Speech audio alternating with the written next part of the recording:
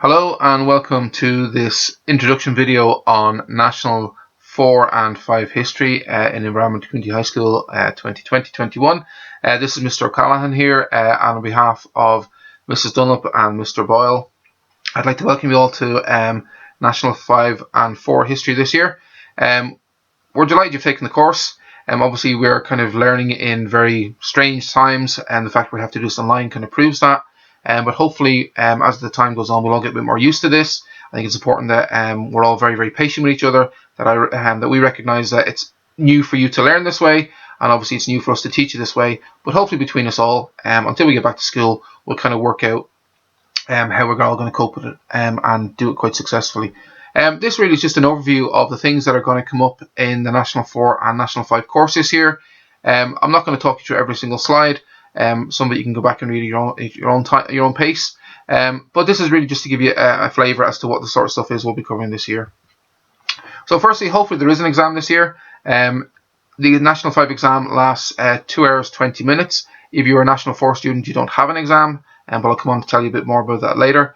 There are 3 course topics we're going to cover this year, both at National 4 and National 5 level. The first one we're going to start off with was the second one on the list, which is to do with Hitler and Nazi Germany. We're not going to cover lots and lots of course content until we hopefully get back to the point where we're doing stuff face to face, but we're really going to focus on the skills element of the course. So we're going to look at source questions around the rise of Hitler and how he came into power in Nazi Germany, but we'll do a bit of content which will allow you to access the skills. But the other areas we're going to have a look at as well this year, the first one relates to the era of the First World War, so basically how Scotland was affected by the First World War, some of the battles, some of the regiments, some of the technology changes, and how life changed at home in Scotland when the First World War was taking place.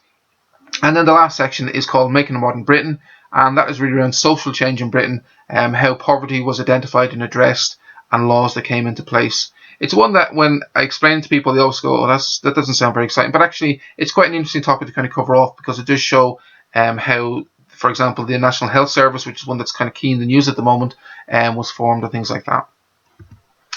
The exam itself is out of 80.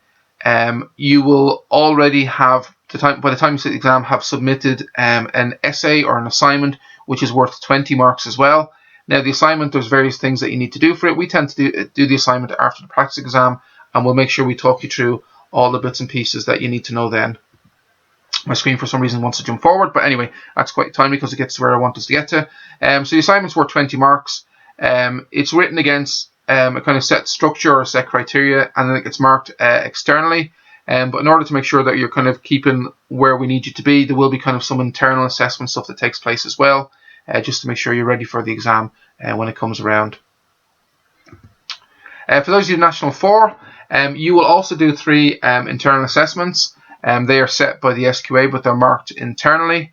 And you will also do something called an added value unit, which is like a history project. It can be an essay or PowerPoint or another format of your choosing.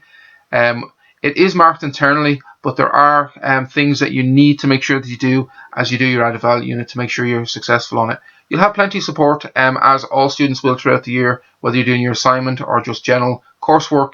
We are here to make life as easy for you as you can. However, obviously there is an expectation that you do lots of work yourself anyway.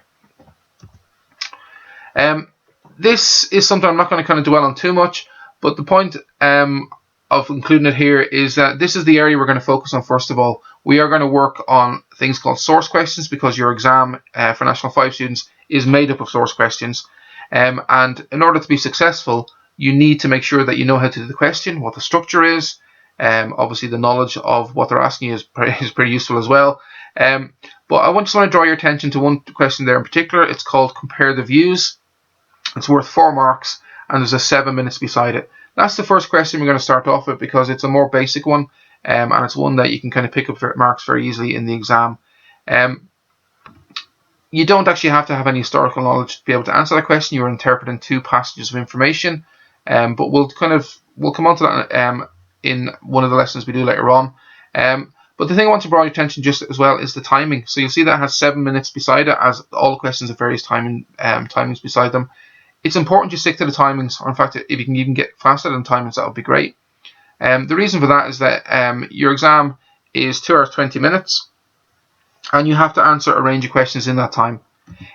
If you go over the 7 minutes and say it takes you 9 minutes to answer that question, that means you have to find those 2 minutes from somewhere else in the paper. And if you're thinking, well, that's fine, I've only got, I'm sure I've got plenty of time to do it. You won't. Answering all the questions successfully in the agreed time limits gives you 5 minutes just to prepare. So we don't need to worry about that at the moment. I think it's important to note as well that you will probably not do it in 7 minutes initially. It takes a lot of time, a lot of practice to get down to the times you need to do this. But again, we will support you through that. I'm not going to go through this one here, but this is the kind of one I want to finish up on really. This is just really, I suppose, hopefully to give you a bit of reassurance about your learning moving forward. History, I believe, is a great topic to study, great topic to learn in, but it's also one that if you work hard, you do tend to get rewarded. If you have studied, if you've practiced your skills, when the exam comes around, there shouldn't be anything for you to fear. So please make sure that you are doing that. If you are struggling initially or struggling at any point, please make sure you ask for help. And don't worry if it takes you a bit of time to kind of get up to speed in things that we're doing. That's often the case. The more practice you do, the faster you get. Now, linked into that, that would mean that when you get homework, it is certainly not optional. If you get a piece of homework to do, you are expected to do it. And in return for that, we'll try and mark it back and get it back to you as quick as we can. Last year I taught higher, and we had a lot of essays to do, and we agreed a 48-hour turnaround for essays. Now, that was hard for me to stick to, but it was important to get the feedback back to the students, so that's what we tried to do. We don't need to worry about supported study at the moment. We don't need to worry too much about kind of taking lots of notes because we're kind of doing it online at the moment. But I think the feedback element is quite important. So if there's a particular way for you to learn or something that we're doing that is working or isn't working, please tell us so we can either stop doing it or do it more. Obviously, the Teams group is something that is of vital importance this year. So please make sure you are regularly checking Teams because that's where your work will be posted. But also we'll post various quizzes or questions or just things to try and engage with you a bit more, given we're not doing this face-to-face initially. And obviously that'll still be the case when we return. If you catch up on something, normally I would say it's up to you. If you miss something, it's up to catch up. But actually, I suppose everything's going to be posted on Teams. So if you aren't around to do a lesson, because obviously people work in different times, just make sure you are catching up on it.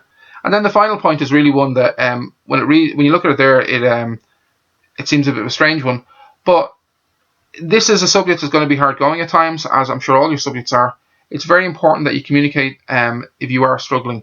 The reason I always put that in there for my students is that a few years ago, my first year teaching higher history, was that I discovered that one of my students was quite regularly on the phone to one of her friends at 2 o'clock in the morning crying over the fact she couldn't do her history work. And it took me a few months to be told about that so I could kind of address it and help her out. Please don't get yourself to that point. If you are struggling, please make sure you ask for help.